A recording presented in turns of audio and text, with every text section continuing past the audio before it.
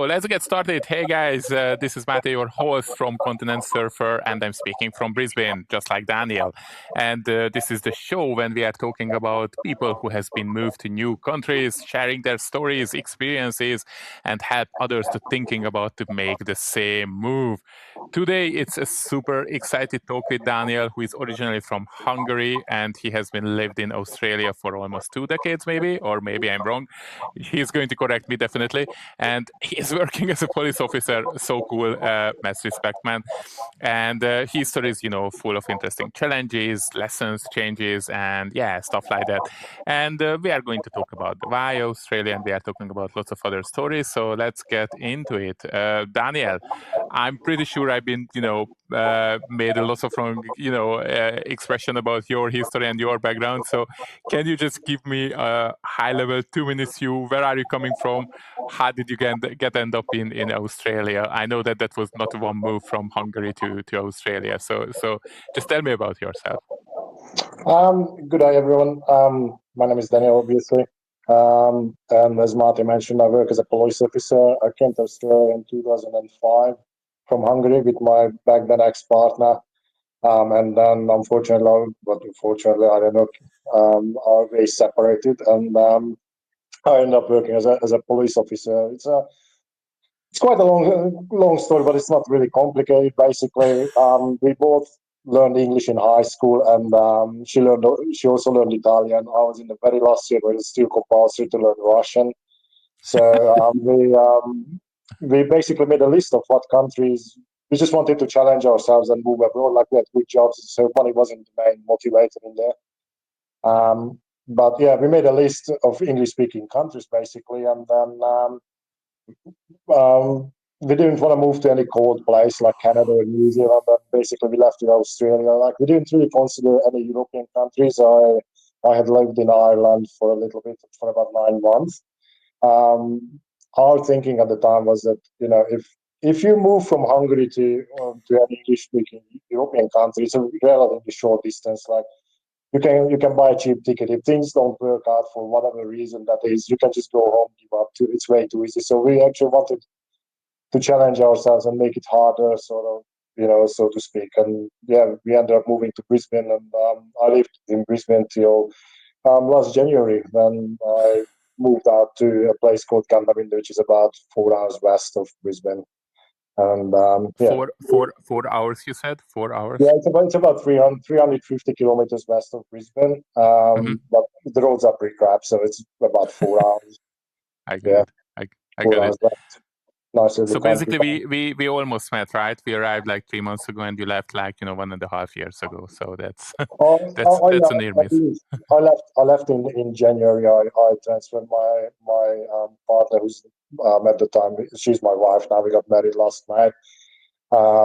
Has a podiatry clinic out here, and it was just easier for me to transfer out and basically continuing with my work, just a different place, rather than her wrapping up the whole business and trying to start from scratch somewhere else.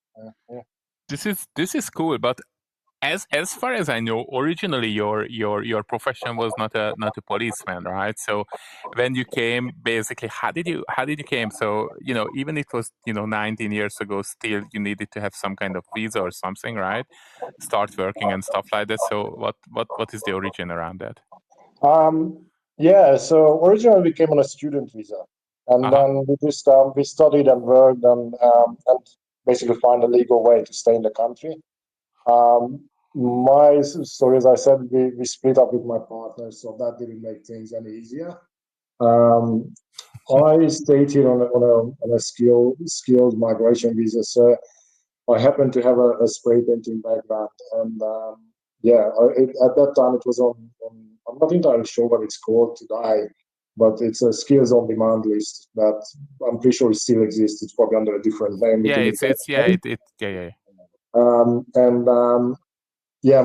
My trade was on that list. However, how to explain this? So back when I got my trade qualification, I worked as a trade assistant first, and then there was a scheme back in Hungary at the time that we could complete our trade qualification within 1 year, because we had all the work experience. So it's kind of like a recognition of prior learning, as it's called in Australia. So they counted in the years that we worked in the trade. But when it came to immigration, we faced the problem that your certificate says that you got trade qualified within 1 year, which is not possible in the Australian system. So they wouldn't accept that fact. So I tried to contact the company that we got our certification through back then. The company doesn't exist anymore.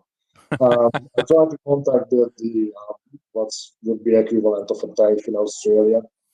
Since then, I got contacted by people that apparently still exist. Back then, it was just not possible to find them. So I don't know if they disappeared, came back, whatever happened there. So I couldn't certify my trade qualification in the Australian system. However, I actually got really lucky. There was an avenue where they would if you had 9 years trade experience within the last 10 years, they would basically take it as that you're trade qualified. Obviously, the trick is here that we came to Australia and we started working and studying and all that. That 9 years you have to spend in full-time employment. So if you're on a student visa, unless you're a uni student, you only work part-time. So that first year is not, you can't count the first year. So I was literally left with 9 years out of the 10 years. So I was extremely lucky. I got my visa application accepted, and then the next year, that 9 out of 10 year option was taken out of the so immigration system. But you didn't even know that, right? They just have been removed, right? But you were just on the line. I mean, congrats, so man. It's literally like I just got to really and did you guys have been used any kind of immigration agent during those time, or you were just research the topic all by yourself? So how was it working? We used a Hungarian agent back then.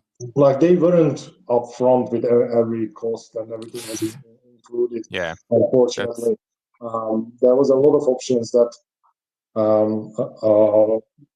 So there were cheaper ways to do things. There were better ways to do things that we learned through our research. But and you got to remember, we're talking about 2005. Exactly, So, that's a different story during those days. It wasn't as simple as these days when everything is online and you can just go online and do your research. But saying that the Australian immigration system is very, very complicated. It's insane complicated, and the applications are sometimes 60, 70. And it's state by state and everything. So just a quick advice, if you guys are just looking for anything, check Continent Surfer and look for registered immigration agents, especially for Australia, because it's a tricky one. You doesn't have to be registered if you are working abroad. But if you're working in Australia and if you're an immigration agent in Australia, then you have to be registered and you have to obey some, different, etiquettes and other stuff qualities, which is basically helping you to protect, on the journey. But you were lucky. I mean, that's awesome. The dream come true. And, it's 19.5 years. So I still remember 22nd of August 2005 that this is going to be 10 years now. So yeah. That's the thing. That's the thing. And tell me, that was still a trade job, right? So it's nothing to do for a policeman, and you are already over 30s, right? How did you switch from trade to policeman, or what the heck, man? I mean, look, I left my trade after I had some workplace injuries and whatnot. I worked in the security industry, and I worked in hospitals. Where you do meet a lot of couples when they come in. They bring in people for different injuries or drug and alcohol affected people, mental illness, all sorts of stuff. And I just developed an interest. You talk to couples a lot, and also I've been doing Krav Maga for a long time. And my Krav Maga instructor was a military policeman, an ex-military policeman. And I just developed an interest, and I thought, oh, but let's give it a go and see. And like the pay is not bad. The superannuation in Queensland, the Queensland Police Service is outstanding. Like I think at the time it was 9%. The superannuation, and Queensland Police paid I think 17 or 18% superannuation. Wow. It's basically because the compulsory retirement age is 60. So that's why, and they also match your voluntary contribution to $1 to $1 to up to like, I think $30,000. So if I put $100 into my super, they match it with $100. So oh my gosh, that was that's like a the dream. not bad. Like coming from Hungary and working in the security industry, I didn't have much superannuation. I'm 46 at the moment. I was 39 when I joined. I had to start thinking about the future. Like I said it in before. I'm planning on living to 120 years. So I'm Yeah. not. That's a good goal, right? Yeah. Over That's not. 100 usually we are not counting, right? But 120 it seems to be fair. Yeah, that's reasonable, I think. So Yeah. and I need some money for my retirement. Yeah. Um, and to be honest, and I said that there's a panel interview when you apply. You do your all sorts of physical tests and all the other tests, but there's a panel interview you have to participate in. And I said that there as well that I wanted to do something good. I wanted to give something back to the country that took me in. I came to Australia. No one ever questioned why I was here. Yes, I Wow. always worked. I paid my taxes, but I wanted to give something back to the country that accepted me. They let me live here in this beautiful country.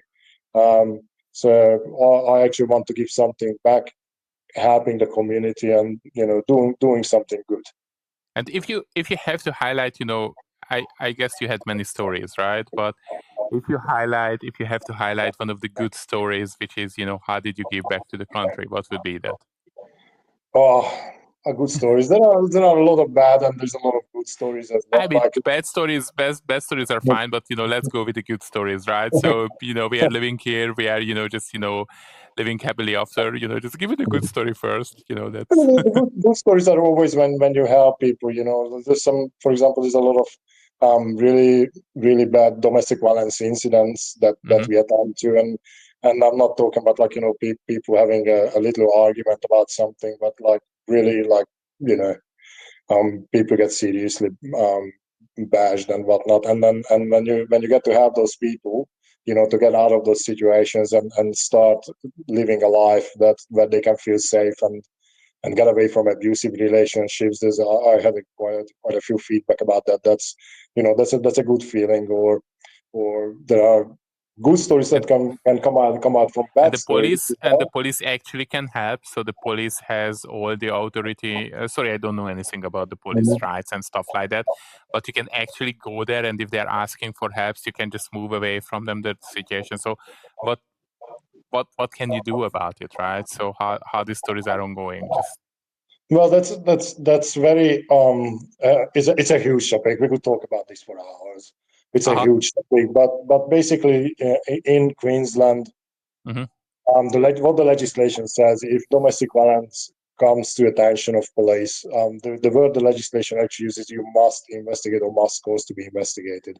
And obviously, from that point on, you're obliged to conduct a proper investigation. And there are many avenues that you can help people. So yeah, that's always a good result when you help people out of these really bad places. Or we had stories where good things can come out of some really bad stories where it was on my second day, like Wow.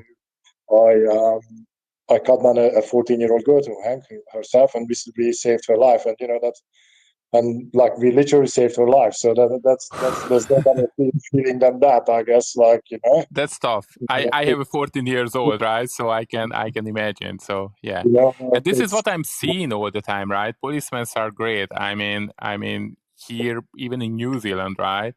They were super helpful, nice, and good people.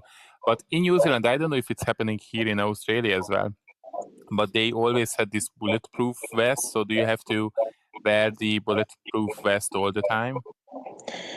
we do now. We don't. We do, no, it wasn't that always. We used to have what's called a load-bearing vest to carry our gear, and then we had a Mm-hmm. separate bulletproof vest. It was a very old design, very clunky, huge, very uncomfortable, Mm-hmm. super hot. Super hot. So Yeah.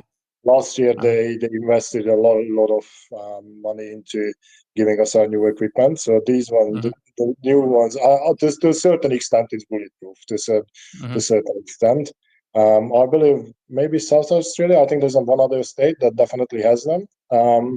It's good, it's good to know that. Unfortunately, it's 2 years now that these two young officers were killed at Viambilla here in Queensland, where they were literally executed by some crazy people, and one of them was 26 years old, the girl was 23. So that makes you I think. remember that story. Yeah, that was insane. It was very, very sad, and after that they rolled out, they invested large amounts of money. So yeah, that's good.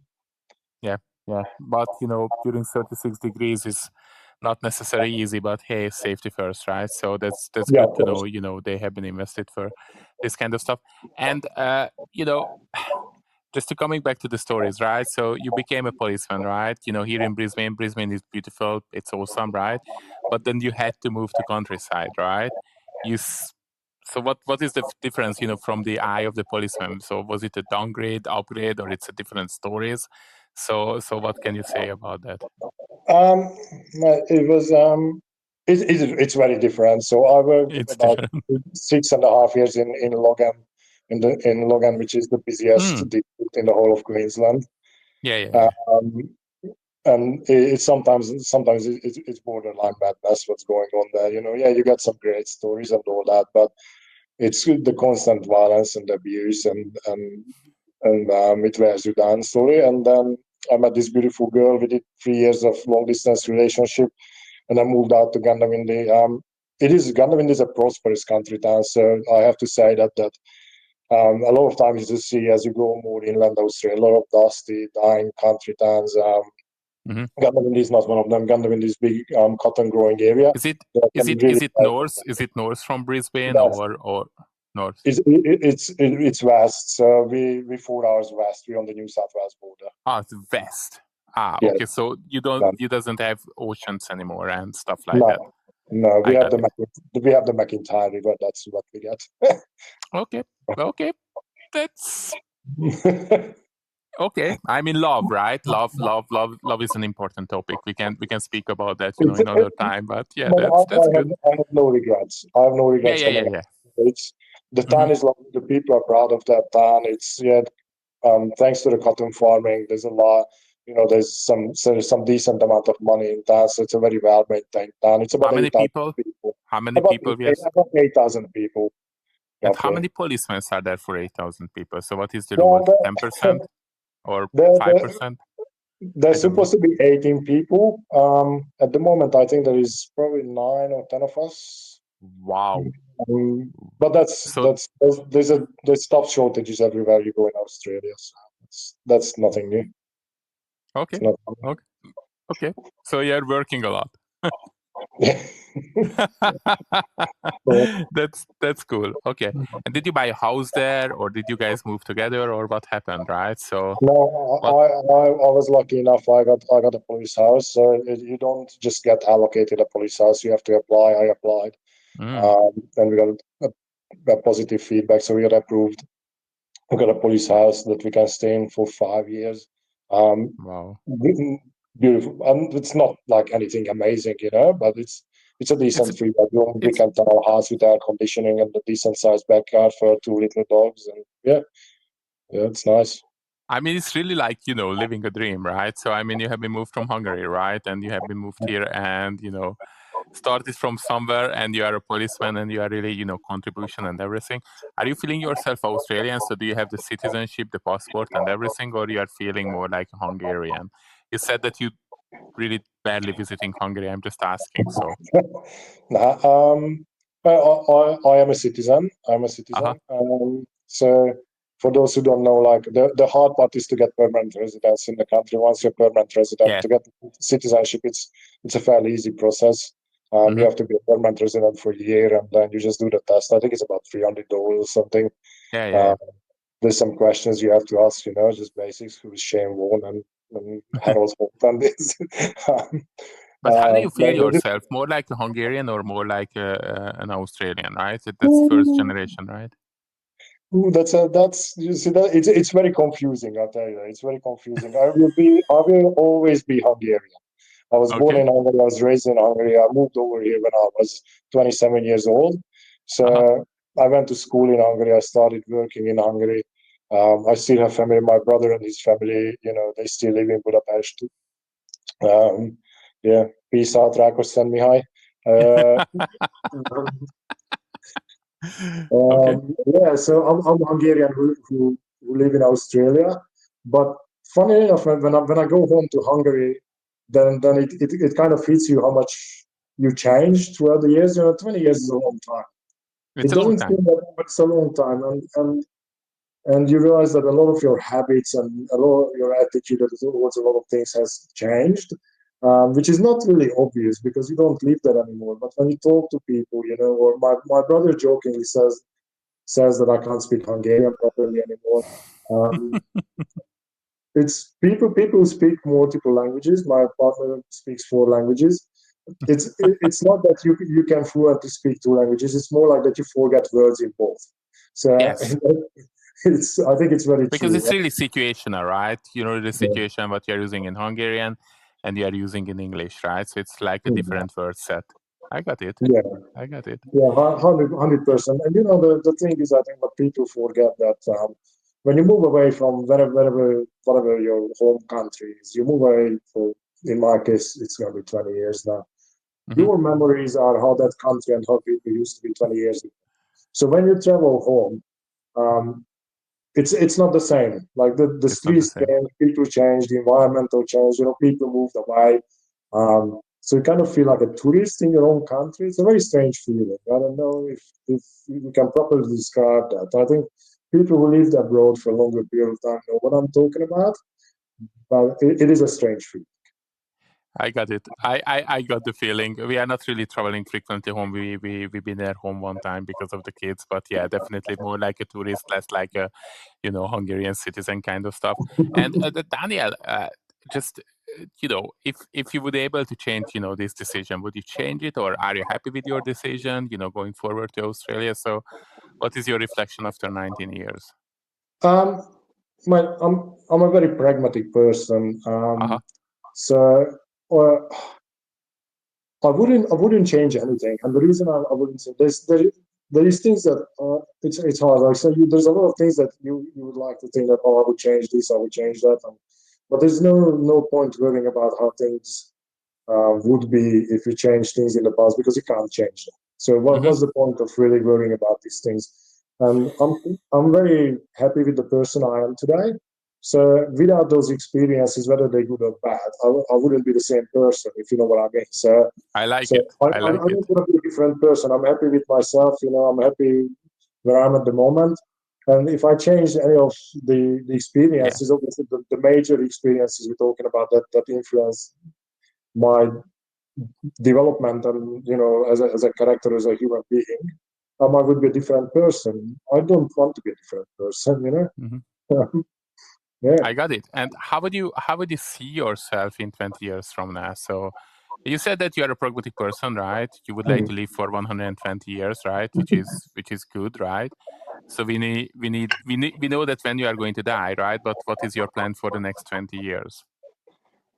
Well, the next 20 years, I'm 46 at the moment, so 60 is the compulsory retirement age at the QPS at the moment. It will probably change because of the insane staff As shortages. always. Yeah. Although we're not as bad, like New South Wales, Victoria, other states are very good. Yeah, hopefully we'll have kids. I don't have any Mm-hmm. kids, none of I know of at the moment anyway. Uh-huh. So yeah, we have two little dogs. I don't think, unfortunately, they will make it to 20, but we'll see. Yeah, but I don't know. I will retire. I will retire, and we will do more traveling. We like traveling, so what we will do Mm-hmm. is just travel and eat good food and exercise. Just be happy people. Mm-hmm. Like I'm very lucky with my wife. She is very very much on the same level as me. We're very pragmatic. We're very very practical approach to things. We don't sweat the small stuff, and so yeah, we just want to travel and see more places and Mm-hmm. yeah, eat And what lots would of. you say to other people, right? So who are just looking for career here, like in the law enforcement or whatsoever. Is it fun to be a policeman here? I mean, there are always pros and cons, right? But you have been seeing other countries, right? So obviously you have some experience. Is it good or bad, or what would you say to them? Look, again, the pragmatic approach, like it's anything, any job is as good as you make it. Well, Yep. most of them. Okay, so I don't know if you have to shovel manual all day. That's probably not great. But if you don't like it, then go and change it. So you have absolutely no right to complain about something that you can do something about, but you're not willing to. If you can, if you don't like your job, don't complain about it. Go and change it. Like don't be a miserable person. Like you only got one chance in life. So. Um, it is a good job. It has its moments. Obviously, it's not for everyone. I'm gonna say that and be very clear that it is not for everyone. You will see Mhm. things. You will see the worst of humanity. You will see a lot of things that you don't want to see, and a lot of those things will stay with you for life. But again, it depends on what you want to make out of the job. How do you deal with these things? Um, but there are some really really good moments. You will experience camaraderie. You will experience great success stories as we talked about before. Some you get Mhm. experiences in life that no other job can provide you. That's true, but it is not for everyone. It's just like anything else. Like yeah, you will have moments when you question your decision. Definitely, there are you go through some stuff that you will think that it probably wasn't a great choice, and then what you do is during the day when you're at work, like you just have to put these things in the back of your mind and keep moving on because there are people who rely on you to help for help, um, and then you can deal with it later and yeah, just And move Donny, on. yeah, and Donny, what about friends? I mean, you used to have a lot of great colleagues, I guess, in Brisbane, right? So Hmm. great relationships and everything. And 4 hours is 4 hours. I mean, that's maybe 1 hour by airplane or something like that. But that's a long story. So how many friends you have been kept, or how your relationship with other parties, like not with your wife, has been developed over this change? So how you are handling this? Yeah, good, very good point, very good question. Again, it's not going to be easy, and that goes back to that this is not for everyone. You will lose I people on see. the way. Hmm. Unfortunately, the way again, well, I'm just being a super pragmatic person, as I said. If people are not willing to accept you for who you are and what you do, then they probably not supposed to be your friends. Like, why would you have friends who don't accept you for who you are? Like, that makes no sense to me. So I the people who want to be your friends, they will stick around, and that's the same. Like even after 20 years, I have friends in Hungary, and when I go home, we can just pick up the conversation where we left it. They're happy for me, or my life is. I'm happy for them. But you definitely lose people, and there are usually two reasons for that. One of them is rostering. Obviously, we work yeah. 24/7, 365 days a year. So like this year, our Christmas Day, our Easter, I happen to work Christmas, and I work night shift on New Year's Day.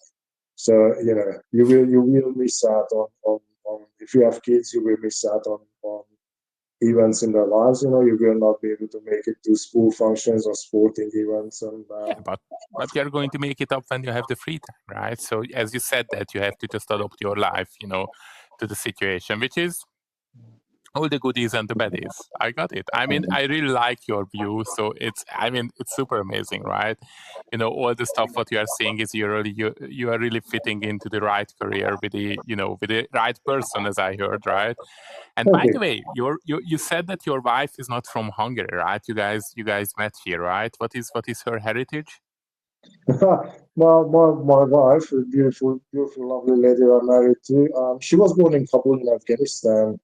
Uh-huh. Yeah, so that's another amazing story. Like it's very unlikely. I don't even know. Hmm. Maybe in the US it can happen, but I don't see this happening in any other country than maybe the US and Australia. That's how multicultural the country is. That I just can't get over even after 4 years that this happened in the first place. Like the chances that a Hungarian person meets someone from Afghanistan and we just fall in love and get married is, I think it's quite incredible. And what is her heritage? Because I know that she's not Afghan, but what's her heritage is?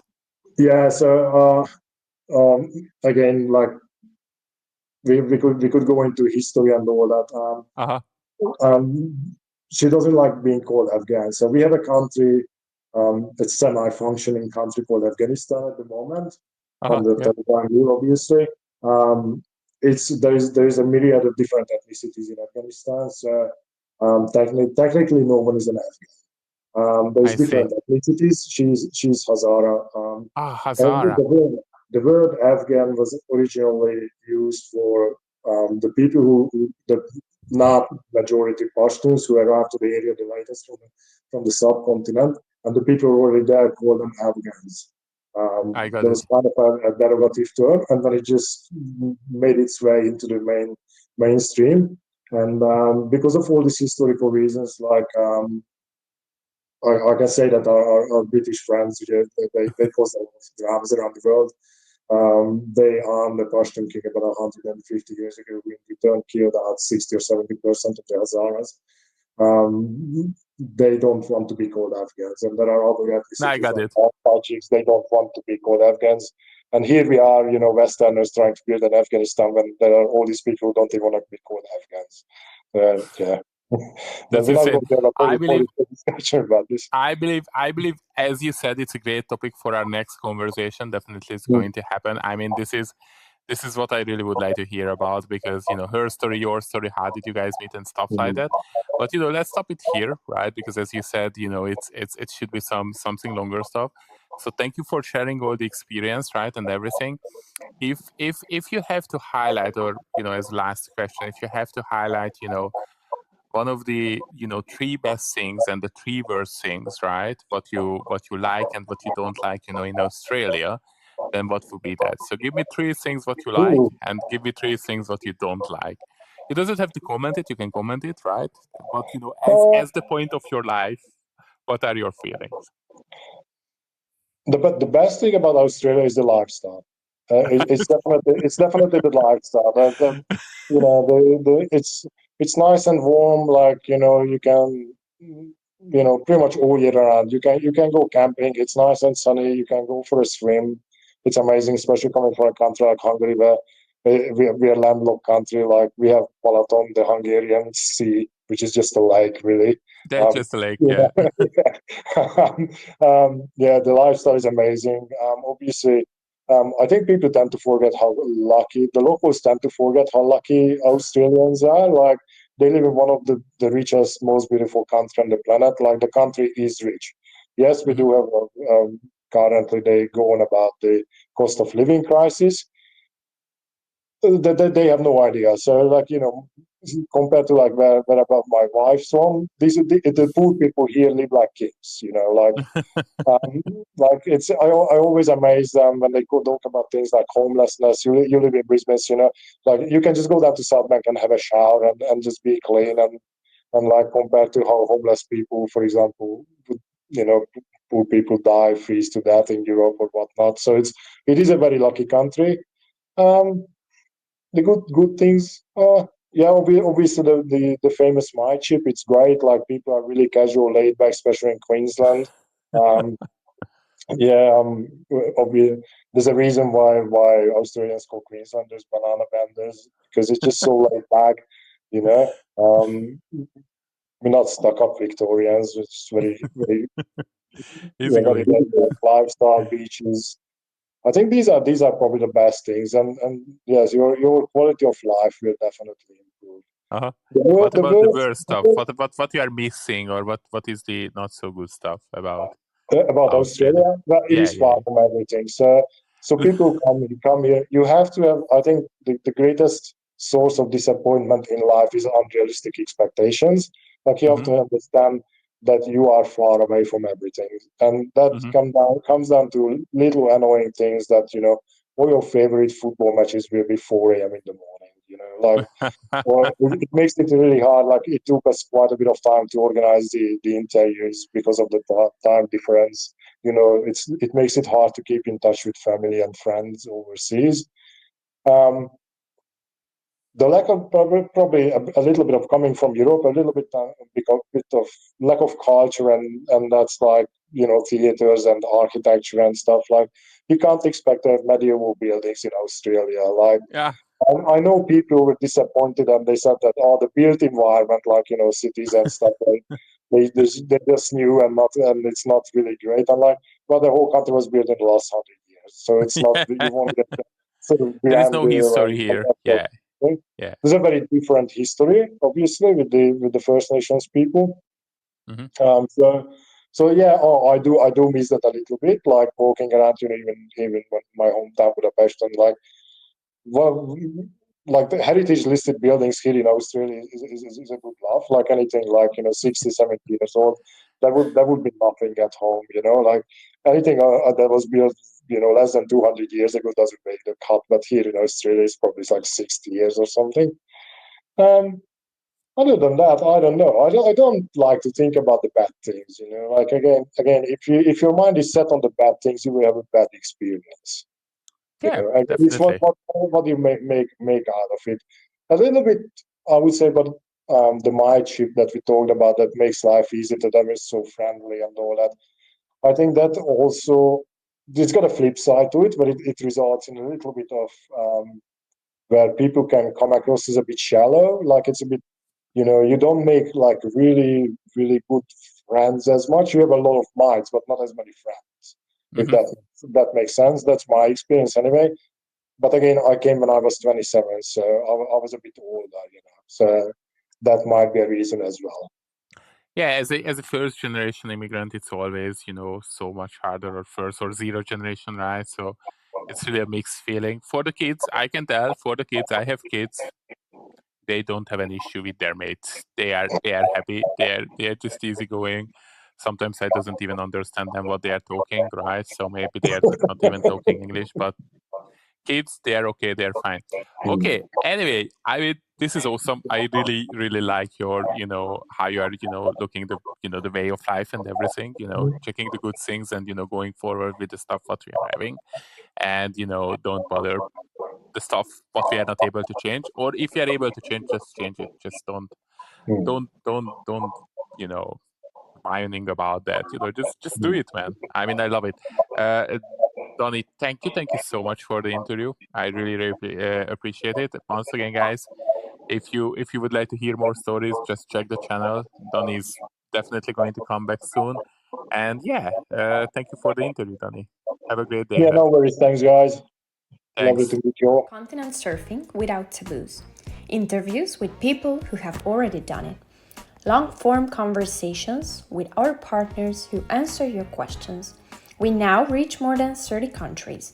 Avoid painful surprises. Subscribe now.